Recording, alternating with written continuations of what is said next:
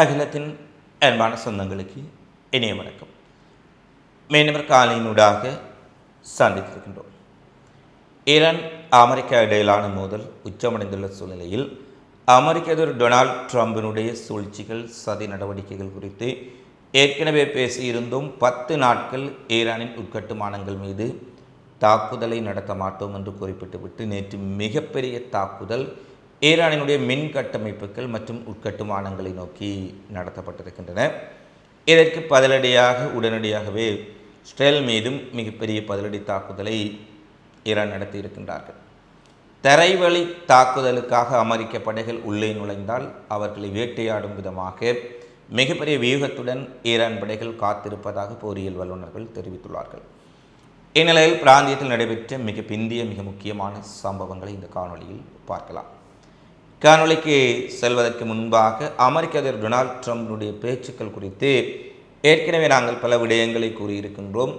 பொறுப்பற்ற, நம்பகத்தன்மையற்ற, உறுதியற்ற ஒரு மனிதர், அவரை யாருமே நம்ப முடியாது. சிலரை சொல்லுவார்கள், இவனுடைய பேச்சு இரவு ஒரு பேச்சு பேசுவான், விடிந்தால் வேறு மாதிரி பேசக்கூடிய நபர் என்று. சிலரை அவருடைய பேச்சை கணக்கில் எடுத்துக்கொள்ள முடியாத அளவுக்கு ஒரு பொறுப்பற்ற பேச்சு பேசக்கூடிய ஒரு நபர். இதை தொடர்ச்சியாக நாங்கள் பல ஆதாரங்களோடாகவே பார்த்திருக்கின்றோம். இதுபோன்றுதான் கடந்த 3 தினங்களுக்கு முன்பாக இன்னும் 10 நாட்களுக்கு ஈரான் மீதான தாக்குதலை, குறிப்பாக ஈரானின் எரிசக்தி உட்கட்டுமானங்கள், மின் கட்டமைப்புகள் மீதான தாக்குதலை நாங்கள் நடத்த மாட்டோம் என்று ஒரு அறிவிப்பை விடுத்திருந்தார். அப்போதே குறிப்பிட்டிருந்தோம், ட்ரம்பினுடைய அறிவிப்புகள் எப்போது நம்பகத்தன்மையானவை அல்ல. இதை ஈரான் உணர்ந்திருக்கின்றார்கள். ஈரானுடைய இராணுவமோ ஐஆர்ஜிசியோ ட்ரம்பினுடைய அறிவிப்புகளை கணக்கில் எடுத்துக்கொள்வதில்லை. இந்த நிலையில்தான் உலகுக்கு மின்கட்டமைப்புகளை, உட்கட்டுமானங்களை தாக்க மாட்டேன் என தெரிவித்துவிட்டு நேற்று இஸ்ரேலும் அமெரிக்காவும் இணைந்து மிகப்பெரிய தாக்குதல்கள் ஈரானின் உட்கட்டமைப்புகள் மீதும் எரிசக்தி மற்றும் மின் சக்தி மையங்கள் மீது நடத்தப்பட்டிருக்கின்றன. நேற்றிரவு இஸ்ரேல் அமெரிக்கா இணைந்து 100க்கும் மேற்பட்ட இடங்களை குறிவைத்து தாக்கியிருப்பதாக தற்போது செய்திகள் வெளியாக இருக்கின்றன.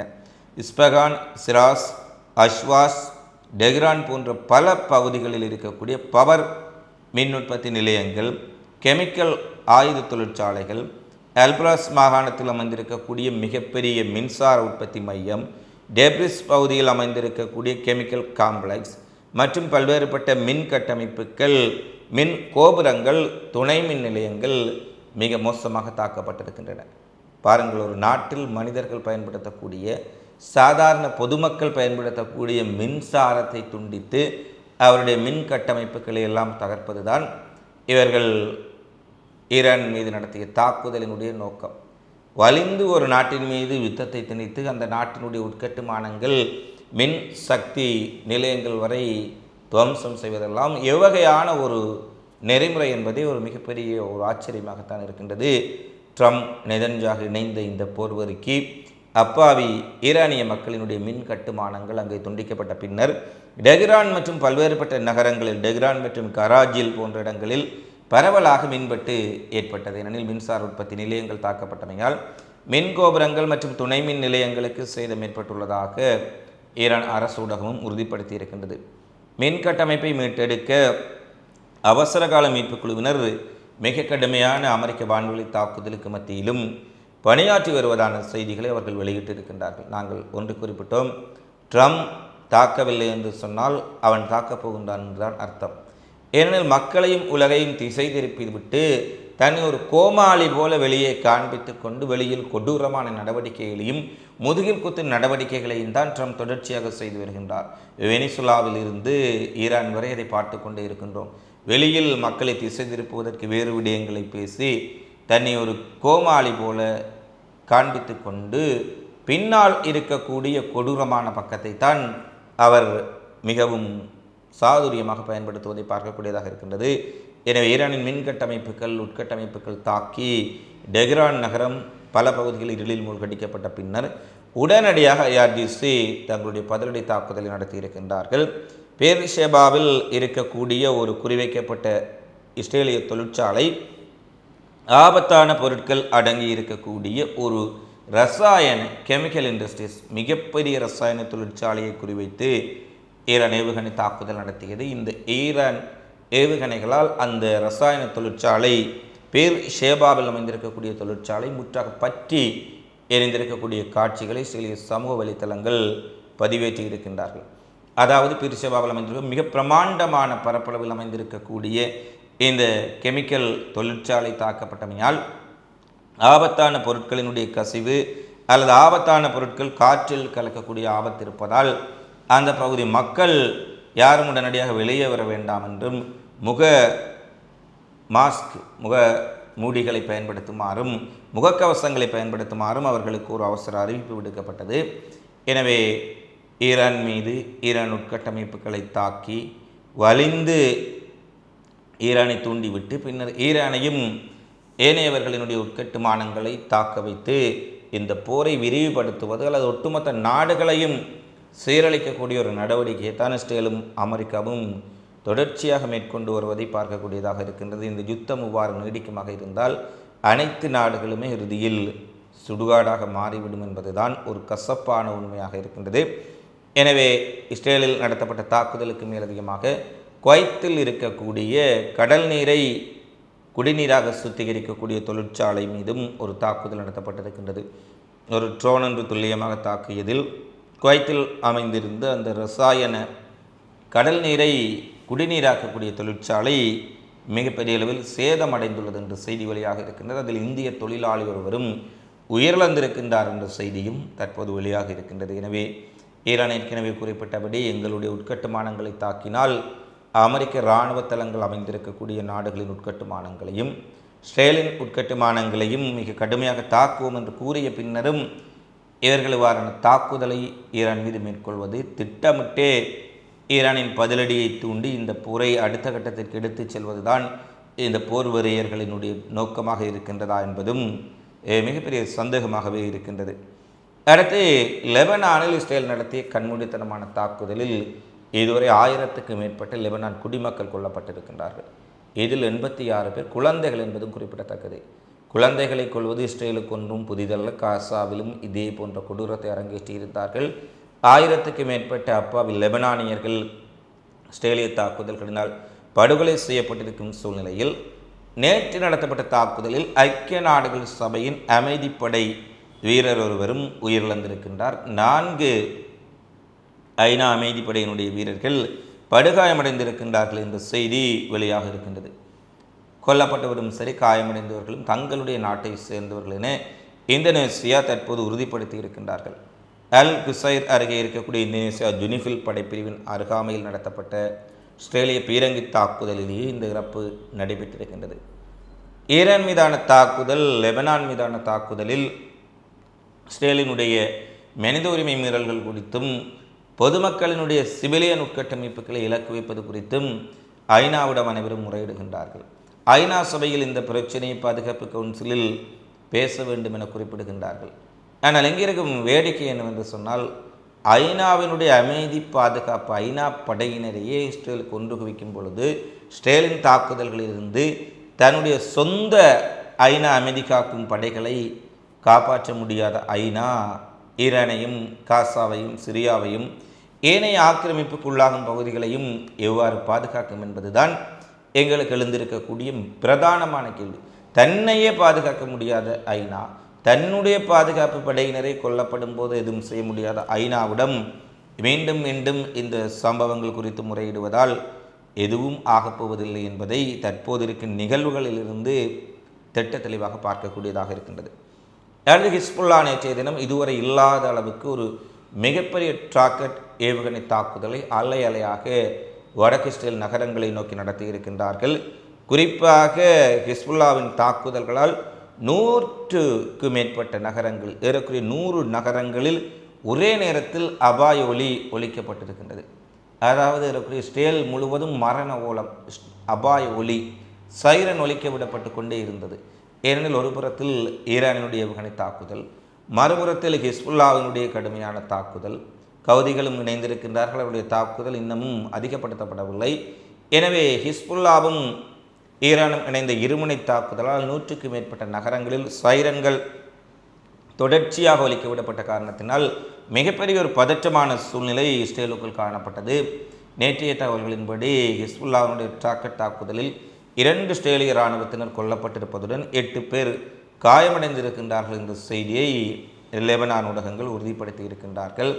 ஆனால் இதைவிட உயிரிழப்புகள் அதிகமாக இருக்கலாம் என்பதுதான் களமுனை சார்ந்து செய்தி வெளியிடக்கூடிய பலருடைய கருத்தாக இருக்கின்றது. அதேபோல தரைவழி தாக்குதலிலும் இஸ்ரேலிய இராணுவத்திற்கும் ஹிஸ்புல்லா போராளிகளுக்கும் இடையில் மிக கடுமையான சண்டை நடைபெற்று கொண்டிருக்கின்றது.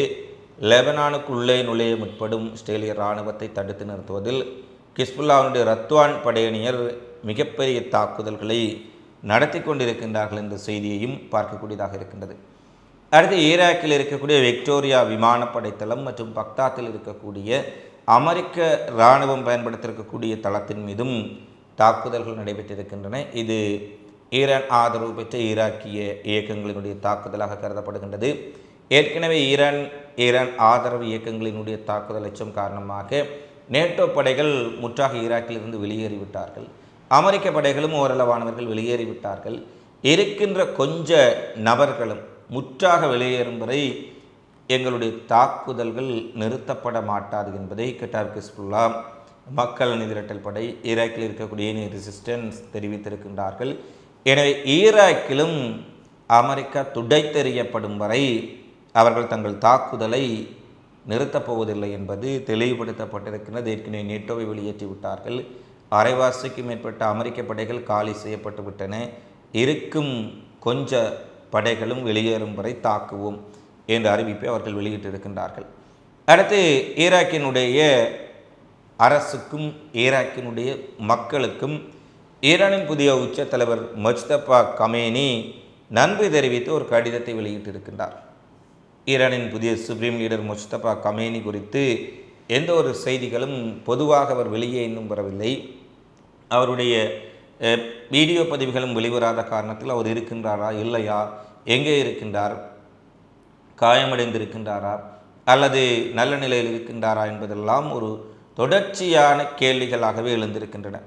இந்த நிலையில்தான் அமெரிக்க அதிபர் டொனால்ட் ட்ரம்ப் கூட முஜ்தபா கமேனி இருக்கின்றாரா இல்லையா என்பது கூட தனக்கு தெரியாதென்று 2 தினங்களுக்கு முன்பாக ஊடகங்களின் நேர்காணலில் தெரிவித்திருந்தார். இந்த நிலையில் முஜ்தபா கமேனி தன்னுடைய கைப்பட எழுதியதான ஒரு நன்றி தெரிவிப்பு கடிதத்தை அவர்கள் சமூக வலைத்தளத்தினூடாக வெளியிட்டிருக்கின்றார்கள். இந்த இக்கட்டான நேரத்தில் அமெரிக்க இஸ்ரேலிய ஆக்கிரமிப்பு படைகள் எங்களுடைய மண்ணை விழுங்குவதற்கு முயற்சிக்கும் இந்த வேளையில் எங்களுக்காக திரண்டு நிற்கக்கூடிய ஈராக் மக்களுக்கும் ஈராக் அரசுக்கும் நாங்கள் எங்களுடைய அன்பையும் நன்றியையும் தெரிவித்துக் கொள்கின்றோம். போரின் போது டெஹ்ரானை ஆதரிப்பது ஒரு கூட்டு கடமை என்று கூறிய சக்தி வாய்ந்த பக்வாவை வெளியிட்டிருக்கக்கூடிய ஈராக்கின் அதி உச்ச மதகுரு கிராண்ட் அயதுல்லா அலி அல் சிஸ்தானியையும் பாராட்டுவதோடு இந்த இக்கட்டான நேரத்தில் எம்மோடு தோளோடு தோள் நிற்கும் ஈராக்கிய சகோதர சகோதரிகளை என்றும் நாங்கள் நினைவிற்கொள்வோம் என்று ஒரு உருக்கமான கடிதத்தை ஈராக் மக்களுக்காக அவர் அனுப்பியிருக்கின்றார். ஏனெனில் இந்த போரிலேயே சீனா, ரஷ்யா போன்ற நாடுகள் மறைமுகமாக ஈரானுக்கு உதவினாலும் நேரடியாகவே தங்களுடைய ஆதரவை ஈரானுக்கு அறிவித்திருக்கக்கூடிய ஒரு நாடு ஈராக். அதிலும் இந்த பிராந்தியத்தில் அமெரிக்கா, இனிய மத்திய கிழக்கு நாடுகளின் அழுத்தங்களை எல்லாம் மீறி அங்கே இருக்கக்கூடிய மக்களின் உடைய உணர்வுகளுக்கு மதிப்பளித்திருக்கக்கூடிய ஈராக் அரசு, ஈராக்கில் இருக்கக்கூடிய ஈரான் ஆதரவு பெற்ற இயக்கங்கள் அமெரிக்க இஸ்ரேலிய படைகளுக்கு பதிலடி கொடுக்கும் உரிமை உண்டு. அவர்கள் பதிலடி கொடுக்கும் உரிமையை நாங்கள் மதிக்கின்றோம். நீங்கள் பதிலடி கொடுக்கும்போது நாங்கள் எந்தவித தடுப்புகளையும் மேற்கொள்ள மாட்டோம் என்று நாங்களும் உங்கள் பின்னால் தான் நிற்கின்றோம். இந்த ஈராக் நாடு ஈரான் மக்களுக்கு பின்னால் ஆக்கிரமிப்புக்கு எதிராக நிற்கின்றது என்ற ஒரு செய்தியை திட்டவட்டமாக தெரிவித்தவர்கள். அவர்களுக்குரிய நன்றியை தான் முஜ்தபா கமேனி தெரிவித்திருக்கின்றார். அதே போல நேற்று ஈராக்கிலிருந்து ஈரானுக்கு மனிதாபிமான உதவி வாகனங்களும் மிகப்பெரிய அளவில் சென்றிருக்கின்றன. ஏற்கனவே துர்மெனிஸ்தான், அஜர்பைஜான், பல்வேறுபட்ட நாடுகள் ஈரானுக்காக ரஷ்யா, சீனா போன்ற நாடுகள் மிகப்பெரிய அளவில் தங்களுடைய உதவி பொருட்களை, உணவு, மருந்து போன்ற பல உதவிகளை அனுப்பியிருந்தார்கள். இந்த நிலையில் தற்போது ஈராக்கும் மனிதாபிமான உதவிகளை ஈரானை நோக்கி அனுப்பியிருக்கக்கூடிய விடயங்கள் தெளிவுபடுத்தப்பட்டிருக்கின்றன. அடுத்து அமெரிக்க படைகள் 5000க்கு மேற்பட்டவர்கள், அதாவது சிறப்பு கமாண்டோக்கள் மத்திய கிழக்கில் நுழைவதற்கு அல்லது ஈரானின் தீவை கைப்பற்றுவதற்கு எந்த நேரத்திலும் ஒரு தரைவழி தாக்குதலுக்காக நுழையலாம் என்று எதிர்பார்க்கப்படுகின்றது. அவர்கள் மத்திய கிழக்குக்கு அனுப்பப்பட்டிருக்கும் சூழ்நிலையில் ஈரான் மண்ணில் அவர்கள் கால் வைத்தால் அவர்கள் நிச்சயமாக சவப்பட்டிகளில் தான் திருப்பி அனுப்பப்படுவார்கள் என்பதை ஈரான் மீண்டும் உறுதிப்படுத்தி இருக்கின்றார்கள். அதைவிட ஈரானினுடைய ஐஆர்ஜிசியினுடைய செய்தி தொடர்பாளர் தன்னுடைய வழக்கமான வீடியோ பதிவில் பாரசீக வளைகுடாவுக்கு உங்களை வரவேற்கின்றோம், இங்கு வரும் அமெரிக்க படைகள் அனைவரும் சுறா மீனுக்கு இரையாக்கப்படுவார்கள், உங்களுடைய பிணங்களை அள்ளிச் செல்வதற்கு அமெரிக்காவினுடைய விமானங்களும் ஹெலிகாப்டர்களும் இங்கு வர வேண்டியிருக்கும் என்று ஒரு எச்சரிக்கை விடுத்திருப்பதுடன் எங்கள் வளைகுடாவின் சுறா மீன்கள் உங்களை வேட்டையாடுவதற்காக உங்களின் இறைக்காக காத்திருக்கின்றது என்ற ஒரு செய்தியை ஈரான் வெளியிட்டிருக்கின்றார்கள். அதே போல அமெரிக்க இராணுவம் உள்ளே நுழைந்தால் அவர்களை சுற்றி வளைத்து மிகப்பெரிய அளவிலான ஒரு மரண தாக்குதலை நடத்துவதற்கு ஈரான் மிகப்பெரிய அளவில் வியூகத்துடன் காத்திருப்பதாக போரியல் ஆய்வாளர்கள் தெரிவித்துள்ளார்கள். அதேபோல ஈரானுக்குள் நுழைவதென்பது அமெரிக்க படைகளுக்கு தற்கொலைக்கு சமனான விடயம் என்பதை அமெரிக்க ஊடகங்களே தற்போது பேச ஆரம்பித்திருக்கின்றார்கள். ஏனெனில் ஈரானுடைய தரைத்தோற்றமும் சரி, ஈரானுடைய தரைப்படையினுடைய வலிமையை அறிந்து கொண்டவர்கள் ஈரான் என்பது அமெரிக்க படைகள் உள்ளே நுழைபவர்களுக்கு தற்கொலை செய்வதற்கொற்பான விடயம் என்பது தற்போது பலராலும் தெரிவிக்கப்பட்டிருக்கும் சூழ்நிலையில் டொனால்ட் ட்ரம்ப், நெதன்யாகு போன்ற ஒரு சிலரின் அரசியலுக்காக போர்வரிக்காக அப்பாவி அமெரிக்கர்கள் உயிரிழப்பதாக என்று அமெரிக்காவிலும் தற்போது போராட்டங்கள் நேற்றைய போராட்டத்தில் கேட்கப்பட்டது. இவர்கள் ஏற்படுத்திய போருக்காக அமெரிக்க இளைஞர் ஜோதிகள் தங்கள் உயிர்களை இழப்பதா என்ற கேள்விகளும் தற்போது எழுந்திருப்பது ட்ரம்ப் அரசுக்கு உள்நாட்டிலும் வெளிநாட்டிலும் மிகப்பெரிய சிக்கல்களை ஏற்படுத்தி இருக்கின்றது. இந்த போர் தொடர்பாக இருந்தால் ட்ரம்பினுடைய அரசும் ஆட்டம் காணலாம் என்ற செய்திகளையும் அமெரிக்க ஊடகங்கள் பரவலாக வெளியிட்டிருக்கின்றார்கள். இவைதான் தற்போது வரை வெளியான மிக முக்கியமான செய்திகளாக பதிவாக இருக்கின்றன. தொடர்ச்சியாக உலகெங்கில் நடைபெறும் செய்திகளை உடனுக்குடன் தெரிந்து கொள்ள அகிலம் சேனலை சப்ஸ்கிரைப் செய்து கொள்ளுங்கள்.